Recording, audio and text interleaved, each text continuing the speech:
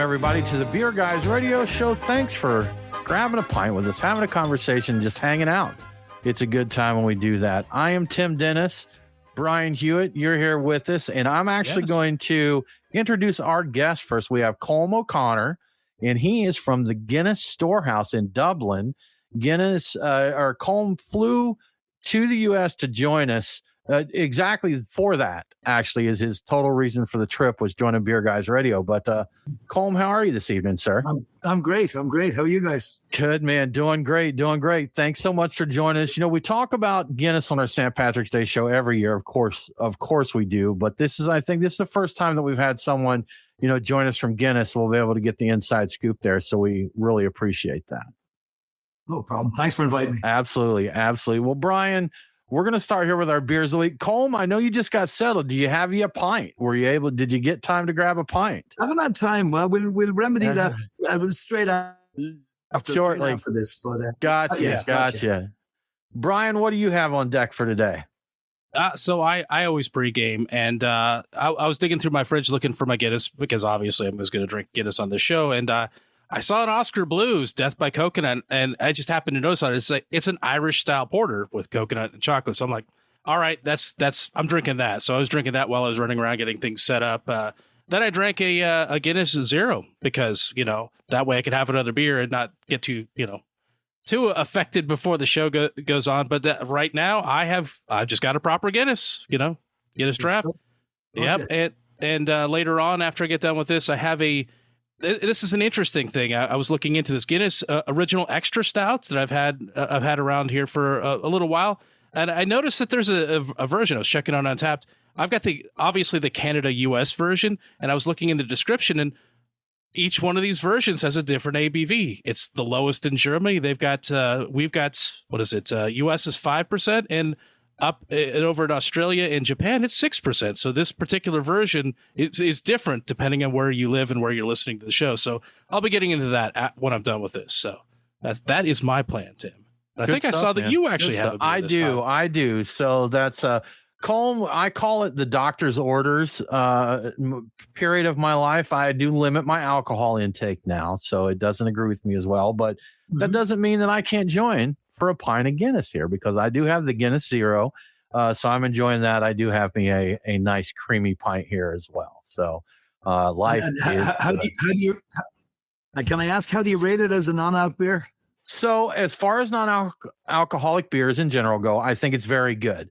I do personally notice a difference, and I think in the texture a lot, a little bit in the flavor, a little sharper to me than an actual Guinness. And, we heard something about, have you heard of people doing what they call a 60-40? Yes, I have. Okay. Yes. Yeah. We heard about that recently. So I think our producer, Nate, tried that, and y'all have noticed Nate's not with us tonight. He had another engagement, but the 60-40, I haven't got a chance to try that yet. But Brian, did you try the 60-40? I was thinking about doing it today, but this day was so crazy I didn't get to it. I actually have several other Guinness Zeros, and it's on my list of things to do, but I like the idea a lot. I think it's very interesting. It ends up being like 1.5% or like 2% beer. So, there you go. But at the end of it, if you got cans, and then you have to do a 40-60. So you do it balances out, because you're going to have the opposite once you're done. I think that's how that math works. Somewhere in there.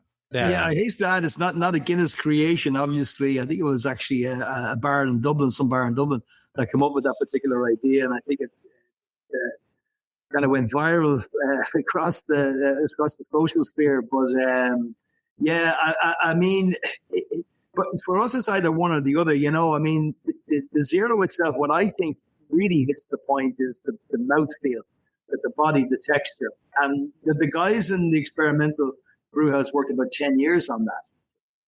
So, it definitely wasn't a whim. They worked long and hard, because we've all had non-alc beers, and, some are better than others. I think some of them, personally speaking, kind of fall down on the whole texture and body, side of things. Whereas I think the guys have really nailed it with Guinness Zero. It's proven to be really, really popular now, particularly in Ireland and Europe. It's pretty much 5%. and growing of what we actually brew in the brew house today. Well, that's pretty good. Yeah.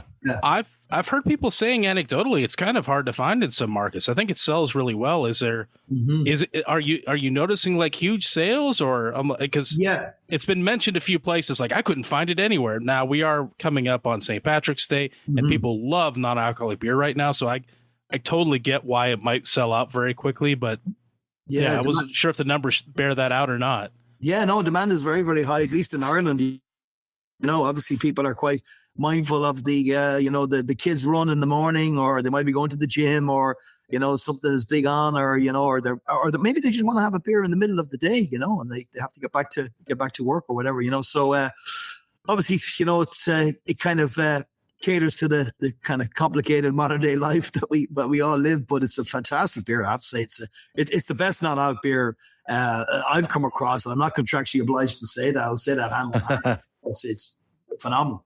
Yeah, it's definitely something. If you want to get together with some friends and have a pint, but you can't have alcohol for whatever reason, you're going to be satisfied here. You'll feel good about it, have a good time with it. And that we've got Beer Snob Sean in the chat, and he said that this is the only one that he will regularly pick as a non-alcoholic. Okay. So good stuff. It's one of the few that I think you can find almost everywhere that is reliably good. It's not like watery. I got to say that's impressive to pretty much nail the mouthfeel when you lose the alcohol. Like that's gone. That's a massive element to how the perception of what a beer feels like when you're drinking it, not just the buzz, but very nicely done with that. It's very hard to replicate. Yeah. And obviously the expectation is huge when people see the Guinness name on the can, they expect big things, but I think the guys really delivered on that. It's a phenomenal beer, Do you guys do this on draft at all? I know that's some of this.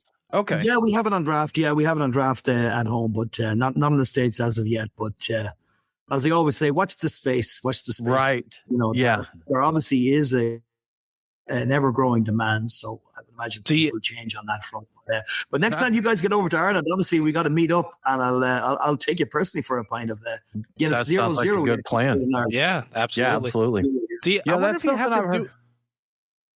I've heard that's difficult. The non-alcoholics, they put him on draft because, the lack of alcohol, problems with the, sanitization of the lines and that. I heard that was a big delay in the U.S. was just safety considerations is what. And we had some scare tactics that came out. I forget who did it, but they were talking about bacteria is growing in non-alcoholic beer versus regular. And I'm like, well, yeah, of course. But, they were talking about inoculating it with bacteria. I'm like, well, yeah, that's, I mean, you're not saying any, this is just scare tactics here, but I'm still not sure.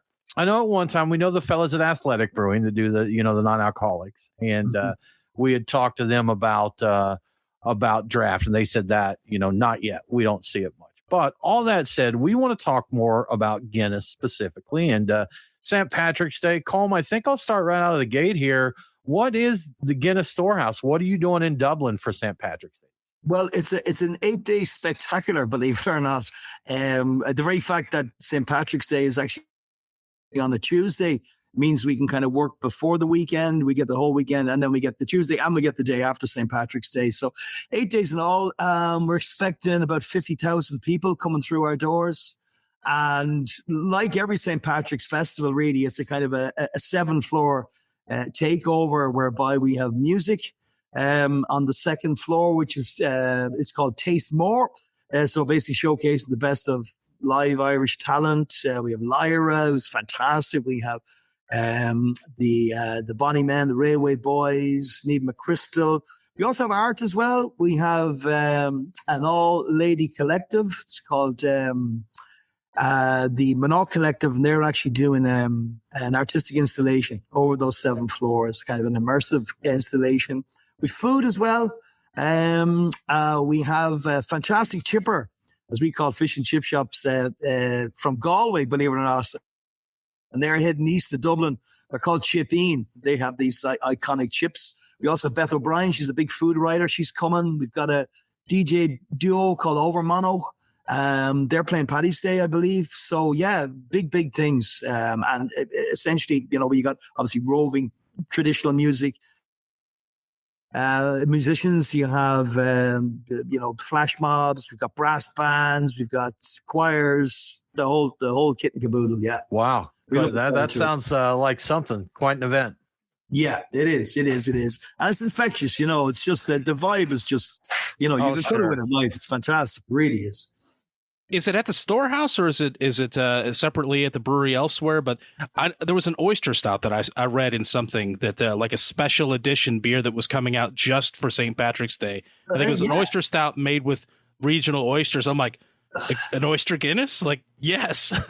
You're spot on. You're spot on there, Brian. Yeah, thanks for reminding me. Actually, yeah, that's actually in the Guinness Open Gate Brewery. So just to explain that's actually our second experimental plant that we've had in our history, which opened up in the 60s. And that was basically opened up around about 10 years ago now to the public, whereby they used the small scale brewery inside there. And essentially the brewers have got complete license to brew up whatever they like. So, styles that are not normally associated with the Guinness name. So everything from, red ales to barrel-aged porters to IPAs to, we had a potato and shamrock ale, believe it or not, a number of St. Patrick's days ago. And this year, they have an oyster stout. Carlingford oysters, in actual fact, which is just north of Dublin there. But so that kind of like tells to the pairing of oysters and stout, because obviously Guinness is the foremost dry Irish stout, which obviously pairs very well with anything from the sea or with cheeses or meats or whatever because of that dryness. They're doing that as well. They're also showing the Ireland-Scotland game as well, which is a big one this weekend. That'll finish off the Six Nations, and I think there's a few teams in the running for that, including ourselves. So that's gonna be a big one. So really looking forward to it. Now, Colm, to show myself as a true American, I have no idea what the Six Nations are or the Ireland, Scotland. So are we talking rugby, football right? here? We're talking rugby. Sorry, Rugby. Oh, look at that. Brian there with that. Okay. I have personal experience with that. For a time, many years ago, I worked in London, a very short time, but I decided I'm going to go up to Edinburgh just to check it out because I've never been. Turns out that was a Six Nations rugby thing going on there, and I couldn't find a place. I was basically homeless for a while on the streets until something opened up. I wound up getting a very expensive place in the Royal Mile so I could sleep somewhere that night. But I very much know exactly what that is. I also saw people taped down to a light pole. They wrapped the guy up and he was tied up there, and there was a lot of shenanigans. There was a lot of fun happening in the streets. So that was very memorable. People get emotional about it. There's no, yes, they did. No yes, they did. And I had no idea what any of it was about. I imagine here, and in fact, I'm pretty sure in saying that in a lot of the Irish bars here, you will get huge interest in it, whether Irish, English, Scottish, or Welsh, or even French, or even Italians, are part of the Six Nations as well. So it's a huge deal for us. Yeah, that's something. I think any major city you go to, you're going to have enough international transplants. There's going to be a culture there for it. We've got all of it here in Atlanta. We just became a soccer town a few years ago when we got our team here. Football. We got some World Cup coming to Atlanta this year, so that's exciting for us. But yeah. Well, in actual fact, Tim, there's actually an Irish connection here, a slight Irish connection, because we're actually playing the Czech Republic or Czechia at the end of this month, and if we win that, we go into another game, and if we win that game, we'll actually be playing in Atlanta. Okay, because that preliminary draw was made already. We've one game in the United States. It's a big if we get through, and we actually will be playing in Atlanta, and the other two games are in Mexico, believe it or not. So anyway, there you go, another Irish connection. Good stuff, man. Good stuff. It's a good town. We're proud of Atlanta, man. They have a good time here. Yeah, they should have flown you down here to do the podcast. I don't know why they flew you to New York to Atlanta, do the podcast. Straight to Atlanta. Right down here would have been fine. Really? Yeah. So, Colm, talking about, I'm sure you've seen celebrations all across the world as far as St. Patrick's Day goes. And one thing that I heard, it's just been a few years ago that I learned about it. Here in the States, we have corned beef and cabbage on St. Patrick's Day. That's a tradition. But I've heard in Ireland that you don't even know what corned beef is, much less it being a traditional dish there. It's not really, to be quite honest with you. Okay. I think there's a bit of kind of, I don't know, maybe transatlantic appropriation or something going on there. Yeah, it's not as big a deal. Now, not to say we don't eat corned beef. I'm not saying that.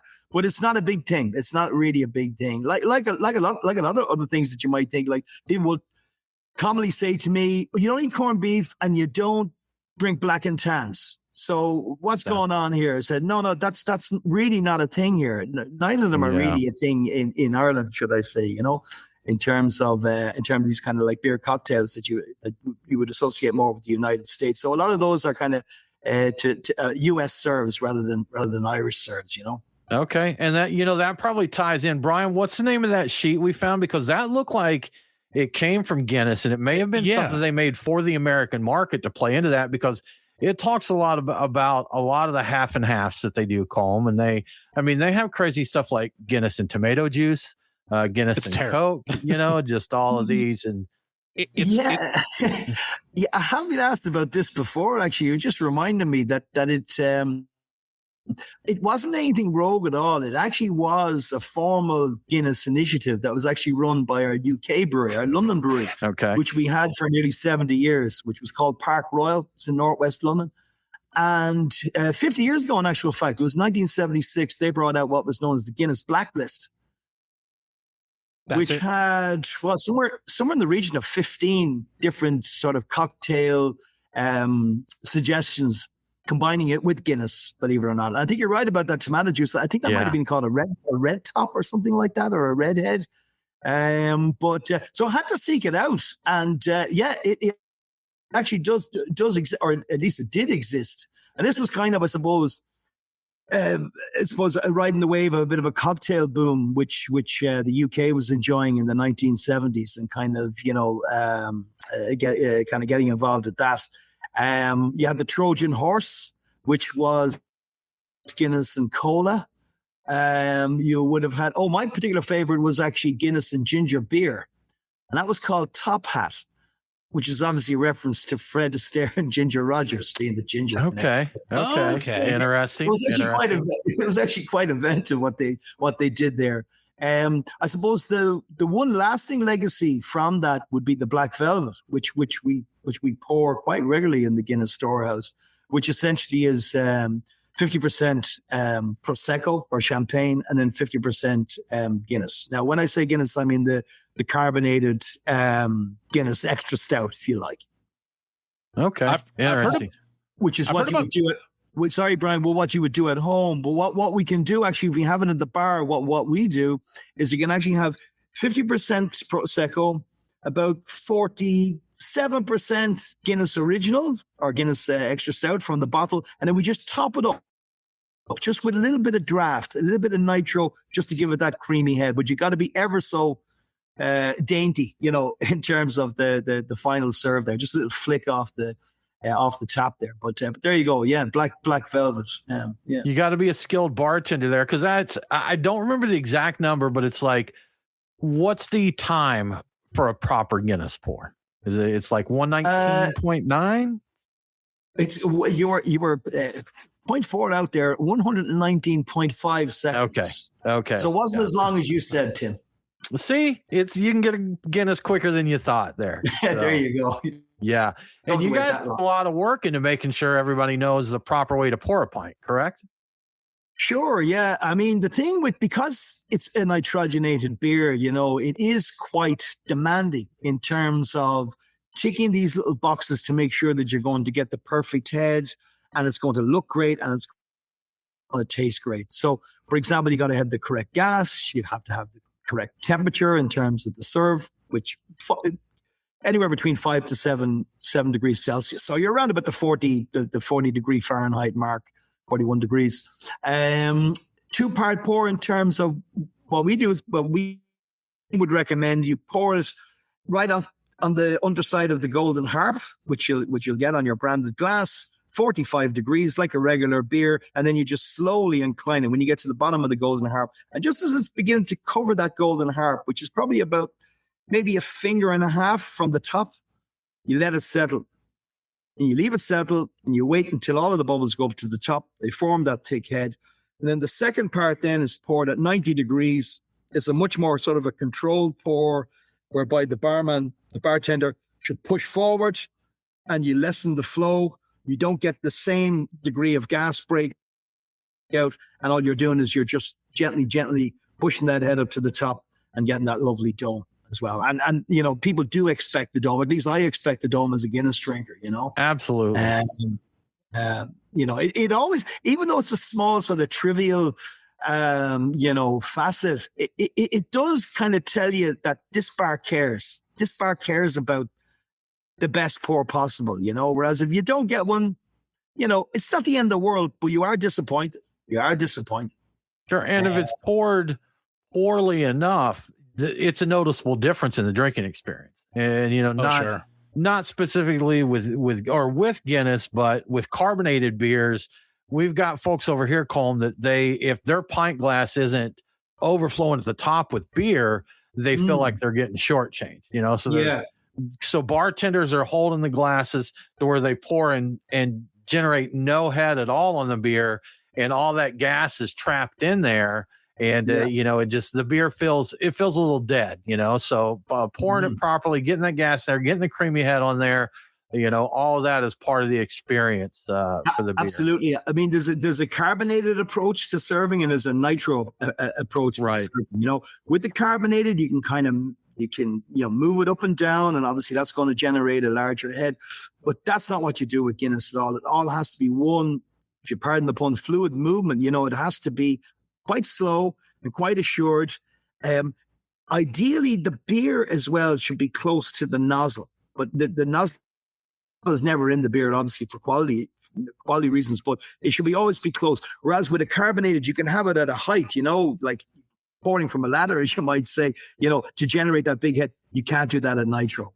And I always kind of explain that to people, because if you have that large fall, the longer the fall from the nozzle, the more friction you're going to generate. And that's the sense you're going to manifest in, a freckly, sort of bubbly, what we call frog's ice, on the top of the head. You want to avoid that. So you want to have it nice and close and nice and measured, and with a nice little dome at the top, So it is a different approach. I bet people don't know the care that goes into their pint there. They don't know how much is going into it. Now, with that in mind, is Guinness still looking at, is the perfect pour is it the perfect pour? Do they still study it, or like, you know what? No, we've got this. This is we're good. We don't need to study this anymore. No, I think we have. We've developed the perfect pour. I mean, the head height should be 12 to 18 millimeters. So that's what we would determine. Let's say if you drink your pint, half an hour, 40 minutes, or whatever the case may be, that your head should lay at the top of the beer for that duration, say the average duration of the consumption of a pint, so it keeps the flavors fresh. Okay. But by the same token, you don't want to have it too high either, because obviously you're not going to drink that. That's it's merely functional. That doesn't add the flavor. It protects the flavor, which is always in the dark body of the beer. So that's what we're always trying to impart to visitors to the Guinness storehouse that might not be so au fait with Guinness. That always wait for the bubbles to settle. When they get to the top, they form the seal, and that's functional. It's best avoided, in terms of flavor. Yeah. So obviously that will, by extension, lead to the perfect, consumption of the beer, which is basically a big mouthful. So the white should reside on your upper lip in the form of a fetching kind of handlebar Santa Claus number, and right. the dark body of the beer should be down below, and that's where all of the flavor is, the malt, the roast, and the hops. Brian's got that mustache covered. He can it'll hold the creamy head perfectly for him. I'm trendy. So, I'll get it nice and frosted. So, yeah. Now, talking about the big drink, we've had a trend over here with the youngins of splitting the G. Is that something you're familiar with? And do they play that game in Ireland? Well, it's not a Guinness initiative. Yeah. It's something obviously we're conscious of in the market. I never turned drinking into a competition. Certainly not a great beer like Guinness, personally speaking.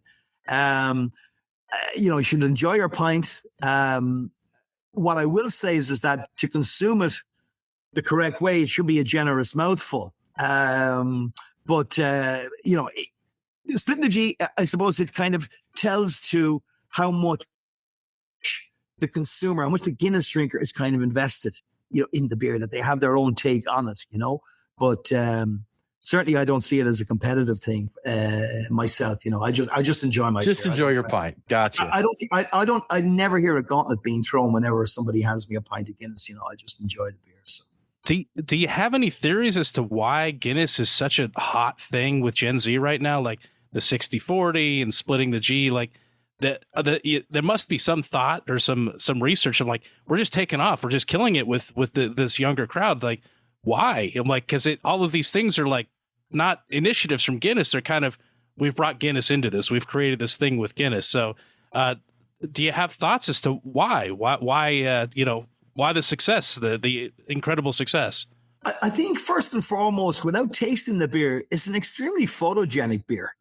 It's a beautiful beer. I mean, the Guinness Surge itself, it's just, it's a spectacle. It really is. It was once described to me actually by a visitor. I think she was from California, the Guinness Storehouse, and she described it as the world's greatest lava lamp. I thought that was beautiful. Oh, okay, there you go. Yeah, that was pretty good. But we call it the Guinness Surge because obviously the bubbles are surging upwards and forming that particular head. So that's number one. I think the aesthetics, it definitely has that appeal to it. Guinness is a great tasting beer. You guys know that, and all the people I would imagine on the listening to the show, watching the show today, would agree as well. It's such a well-balanced beer, that, it's not too roasty. It's not too sweet. It's just Goldilocks, it's just right. It's got a great balance between all of the key flavors. And plus as well, you have that sort of, there's a kind of a cultish side.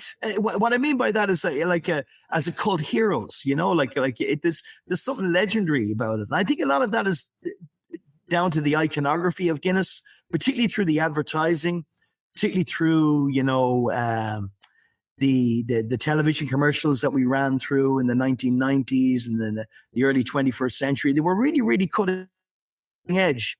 And what I like about the iconography and the commercials is that you're not spoon-fed into the message. You have to work out the message yourself. Guinness kind of just gives you the tools to get to that message, and then you work it out yourself. You know what I mean? So it's sophisticated, great tasting beer, and it just looks like $1 million. That'd be my take on it, guys.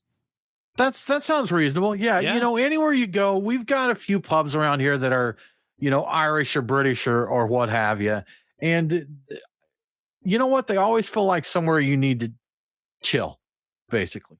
It's not, you're going out, you have a pint, you get you some fish and chips, get you a nice pour. And like you talked about, the art on the walls, the Guinness advertising, iconic, wherever you go, anybody who knows, beer a little bit is going to know, the toucan, lovely day for a Guinness, what have you. Everybody knows that. So it's definitely, memorable. Everybody's got some memories of it. But, sure. You mentioned the taste of Guinness, not too sweet and that. And I've cooked a decent bit with Guinness. And one thing I love making is like a Guinness stew, a beef stew with that. But are there any recipes you know of, or is anything that's your favorite to do with Guinness if you're not drinking it, maybe cooking with it? If I'm cooking with it, sometimes I'll put it into a stir fry. Actually, yeah, okay, which actually goes well, yeah, with some soy sauce. And actually, I also bake as well, so I do a little bit of sourdough baking, and I do a Guinness rye sourdough actually.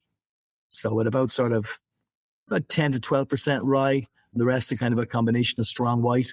And I put in Guinness with toasted sunflower seeds. So they're basically dry fried sunflower seeds. So they marry very well with that roasted barley element to it as well. I think rye and Guinness were made for each other also. That's my take on it. One other thing I will say as well about the appeal of Guinness as well, I think a lot of people read into the success of it as well, that it is this, it's based on this 4-acre brewery that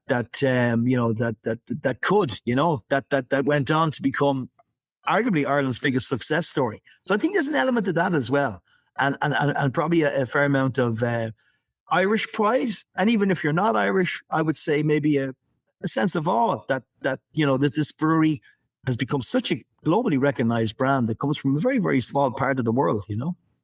Yeah, and that's something, Guinness has been around hundreds of years, literally at this point, correct? Yeah. When was the brewery founded? 1759. Correct. Okay. Yeah, So, here in America, we're youngins. We don't have anything here. That's I guess that we'd be right at that, so you talk about over in Europe, Ireland, other places there, hundreds or even thousands of years old.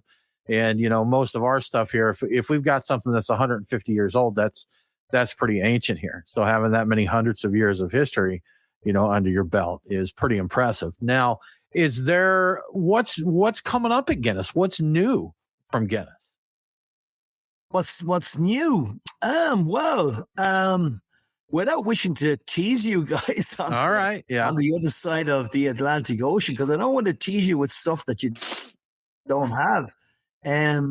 But I suppose the latest development that we've had on our side of the world would be Nitrous Surge, which essentially, which I'm sure you guys are aware of, which essentially is using ultrasonic pulses to agitate the beer and to knock those bubbles out of the solution in the pint can. So that was a huge step forward for us in the last few years, sort of 4 years or so.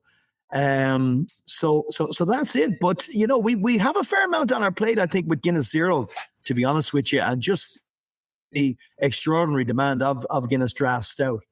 But there's always something around the corner. We're always trying to do things better, better flavors, So yeah, Nitrous Surge is probably the biggest development that I could tell you the last few years. Good stuff, man. Good stuff. Well, Colm, we know you got a tight schedule. I'm sure you're tired from all the running you've done today, but we appreciate you coming and joining us. Colm O'Connor, Guinness Storehouse Brewery from Dublin. Thanks for joining us for St. Patrick's Day. Hope you get you a nice pint and enjoy it this evening. Will do. Lovely talking to you guys. Thanks you for too, Colm. Thank you so much. Have a good one. Cheers. Bye now. Sláinte. Sláinte.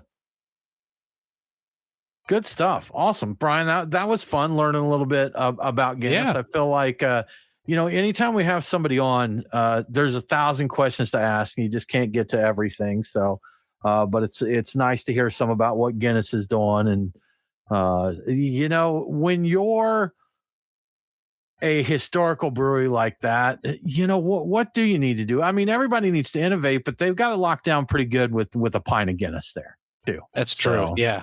I was wondering, like, he's going to tell us the oyster stout is coming to everybody. Nah, I knew that was unlikely to happen, but that would be getting a pint. Yeah. I'd buy some.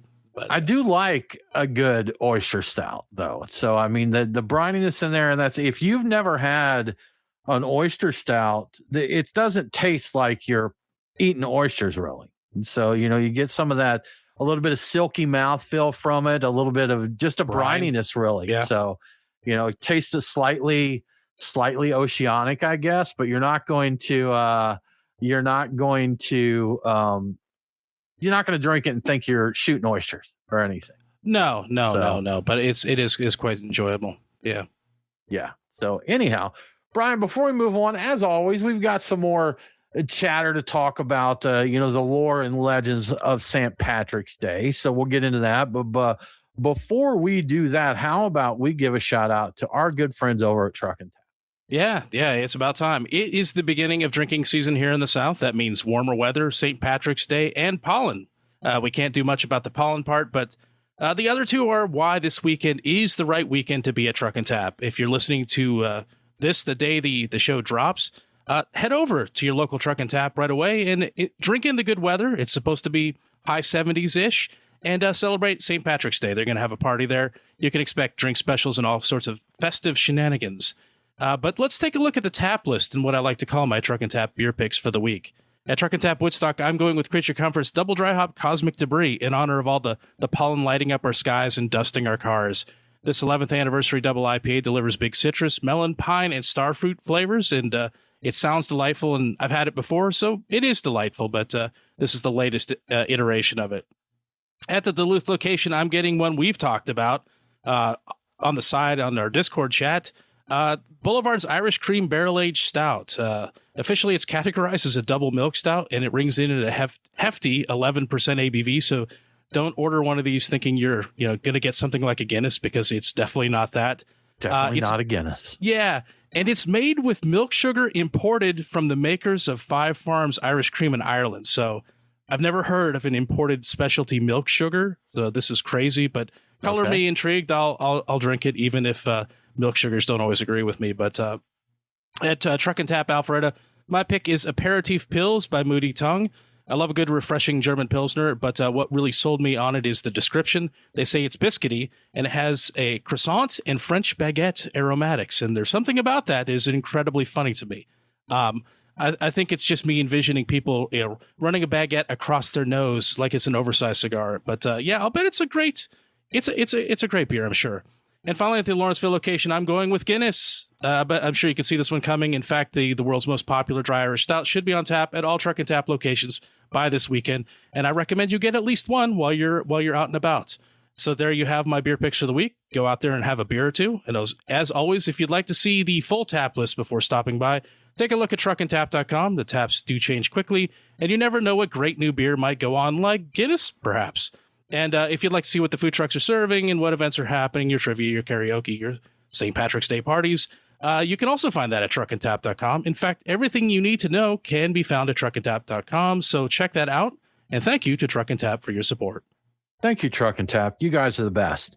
Brian, I was just remembering, I got that Irish pub up by me who I forget their name right now, but they do a pretty solid St. Patrick's Day.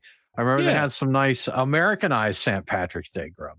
So we will, it may not be true to the Irish spirit, but we're going to eat some corned beef and cabbage over here. I definitely am. It's going to happen. There's going to be some potatoes and that. Throw a little mustard in the mix there. So, and have a good time. I think it's interesting though, talking to Colm, that when he said we don't do the black and tan, I thought that meant they didn't mix at all. But then he talked about the is it Black Velvet? Was that the one he was talking about? I think it's the Black Velvet. Yeah. So I'm like, okay, so so they're doing some mixes there. They're just not playing around with the black and tan there. And we didn't really ask it, but about it. But I guess there's a whole negative connotation to the name too, which that sometimes comes up. There's. I know you know how Americans are, man. Look, we're trying to have a good time. We are. We may do some offensive stuff because we're Americans. Always, and on one hand, we don't mean anything negative by it.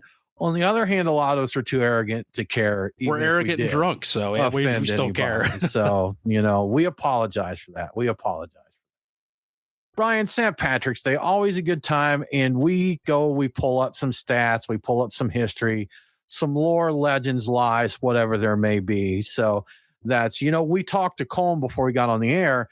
And one of the things we'd heard through the rumor mill was that Guinness put a little soured Guinness in each batch that they brewed and kind of brought it forward from there. And he was telling us, he's like, look, I cannot verify that they do that. And he said he even talked to their, archivist there to ask about that, and there's no written history of that they put a little bit in there. He did say that he knew at one time they would blend like a little bit of an aged batch into newer batches there, but nothing about it being sour. So if you've heard that out there, Guinness has no record of that happening. Maybe it happened so long ago they forgot to write it down, but it's not official Guinness knowledge. Yeah, we've reported it, but it probably is the lies that are told. We've been lying. Drunks in the pub. Yeah, it's been repeated over and over again. We've been known to do that. So, but Brian, statistics, St. Patrick's Day 2025, we know how it cranked out there. So what exactly turned up in St. Patrick's Day in the US of A in 2025? So I did a bunch of digging in 2025. A lot of these are based upon predictions, but it's a mix of what actually happened in predictions. So we'll get into it. About in 2025, 61% of U.S. consumers were estimated to celebrate St. Patrick's Day with a total spending of around $7 billion. On the other hand, draft beer volume at bars and restaurants saw a significant decline of 11.3% during that same party weekend compared to the previous years. The interesting thing to note here is that consumers spent about the same amount of money as the previous year. They just ended up drinking less beer, which seems to indicate that either, upgraded their beer choices. Maybe they got Guinness instead of Miller Lite or whatever, that kind of thing. Or inflation took a bite, or a combination of the two. So people were spending the same amount. They just weren't drinking quite as much. In 2025, Guinness's volume share of all beer poured nearly tripled during the holiday weekend compared to its year-to-date average. Non-alcoholic beer sales experienced a massive 112% growth during that holiday window. And I think there were a lot of people out there zebra striping. Maybe they were switching back and forth between Guinness and non-alcoholic Guinness. But it was a crazy year last year in terms of sales. Now, if we want to get into the parties, which is another key aspect of this, New York City hosted the world's largest St. Patrick's Day parade in 2025, again, with approximately 2 million spectators and 150,000 marchers over the course of nearly 6 hours. The parade has been running since, I think, 1762 is the number I've got, or the date year I've got. I think that's correct. The 2025 St. Patrick's Festival in Dublin, Ireland, drew an estimated 500,000 attendees and featured 4,000 street performers, 12 marching bands, 7 large-scale pageants, a few other things I forgot to write down, but a lot more stuff. And 1 in 5 attendees were international tourists. So it's a lot of international tourists there in Ireland for that.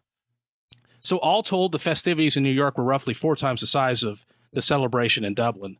And people sometimes call St. Patrick's Day the Super Bowl of beer, and New York City did, in fact, host a Super Bowl-sized party in terms of all the people attending.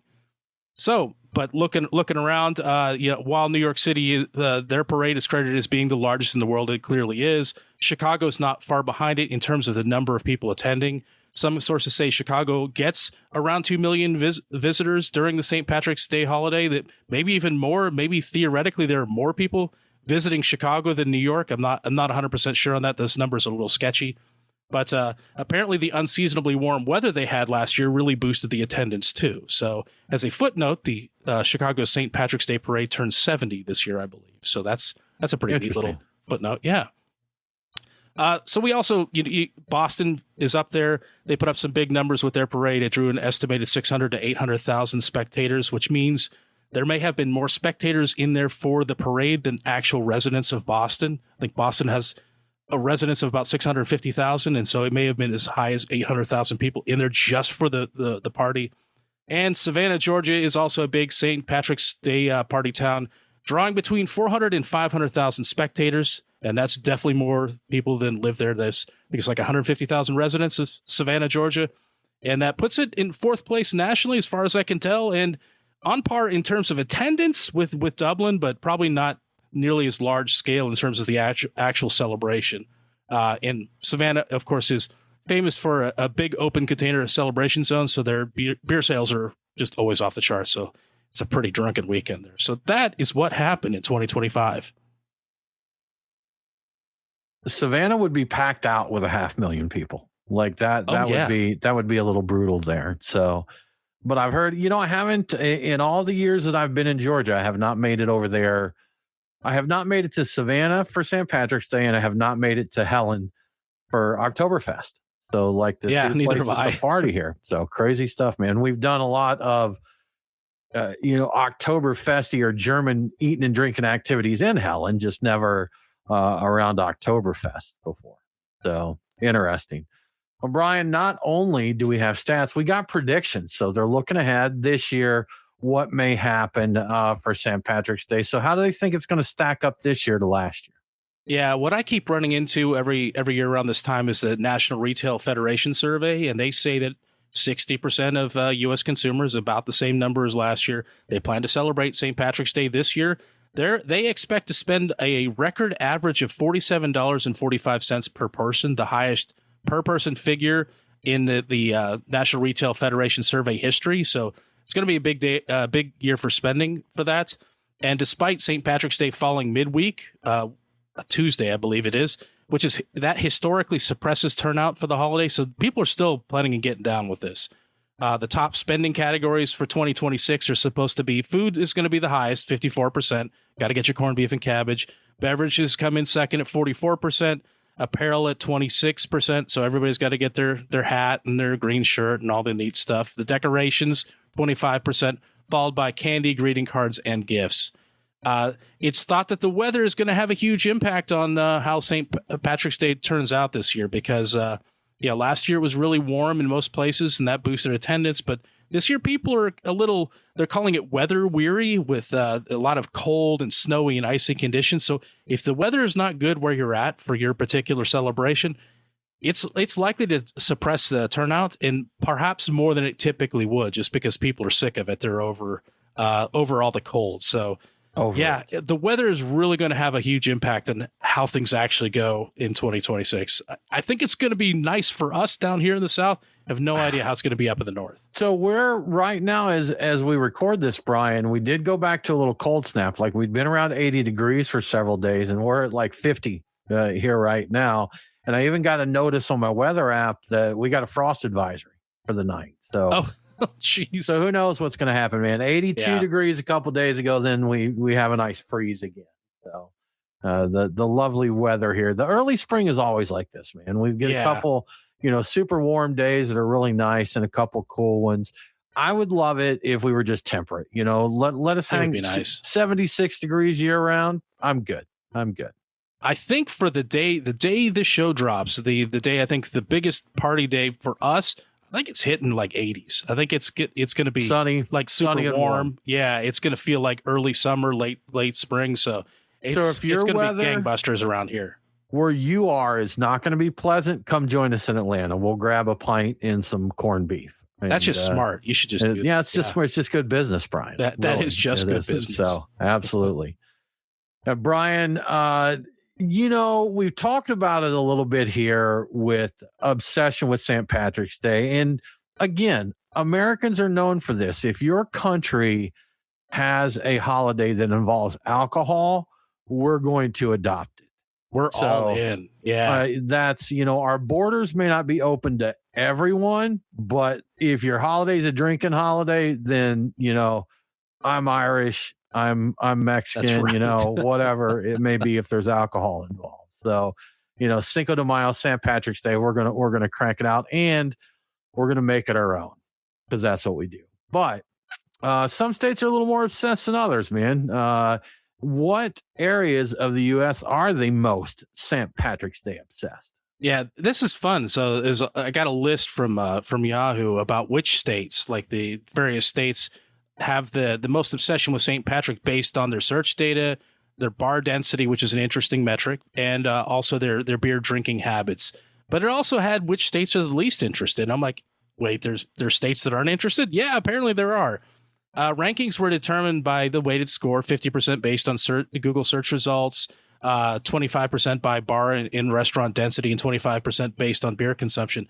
Massachusetts, New York, and Illinois, this is not surprising, are the top three most obsessed states. It's driven by their high search volume and their iconic traditions, like Chicago dyes their river green, New York's got the big thing, and Boston's got all the people coming in. They all have these crazy parades, but New Hampshire ranks sixth overall, but it boasts the highest beer consumption stats for the entire list. So just on beer consumption alone, they're given high marks.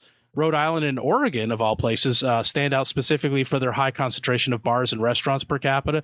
So, they're drinking a fair amount. And I'm from Oregon. I know Kel's downtown Portland will just be killing it. There'll be tons of people in there drinking. And I used to go there during St. Patty's Day myself way back in the day. But Colorado scores big for beer events and special beer releases. So around this time, they're going to be a lot of dry Irish stouts, I'm sure, hitting the markets and a lot of parties. As for the states that are the least obsessed, the Deep South, is specifically Mississippi, Alabama, and Arkansas, show the lowest engagement for the holiday. So they aren't feeling St. Patrick's Day. I'm not surprised by that information. Yeah, and Mississippi is in the last place in terms of all of them, in terms of their interest. One place that actually is pretty interested but gets knocked down because of just volume, the density of bars and other things is Utah is apparently very into St. Patrick's Day. What knocks them down in the rankings is just they don't have as many drinking establishments and they're just a little tougher on drinking. So it's just not as big a drinking area. But apparently their interest in terms of just raw search results is pretty high as well. So okay, it's kind of neat. Right. Yeah, there they go. They're curious. They're St. Patty's Day curious. They're maybe alcohol out there. curious. So like Alcohol we're all curious, teetotalers yeah. here, but we're interested in what alcohol Pint might bring to curious, it. yeah. What can booze do for us? Right. That's someone's parents walks into a kid hovering in his room. Are you looking at porn? No. You got a pint, sweaty pint up on the screen. How dare Sweaty you? pint. Make So him- dirty. He's going to have to pray. He's going to need to talk to the bishop about that. Yeah. So, good stuff, man. Well, Brian, St. Patrick's Day, a little background here on the holiday. So, tell us a little bit about. I always enjoy talking about St. Patrick because I think even though we're celebrating St. Patrick's Day, I think we skip right over St. Patrick a lot of the time. Yeah. Typically, as you know, March 17th, inconveniently a Tuesday this year. It's been observed apparently as a religious holiday for over 1,000 years. And according to a video I watched some years ago on the History Channel, they thought the holiday began not long after St. Patrick's death.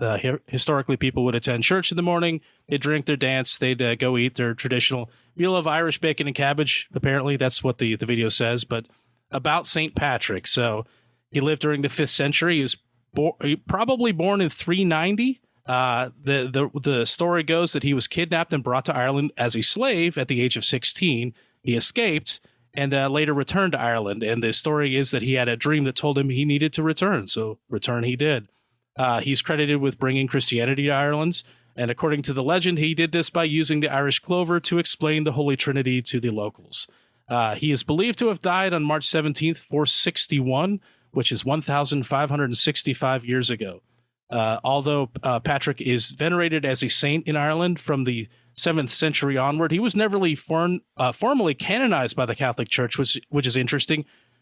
He basically became a saint by popular opinion.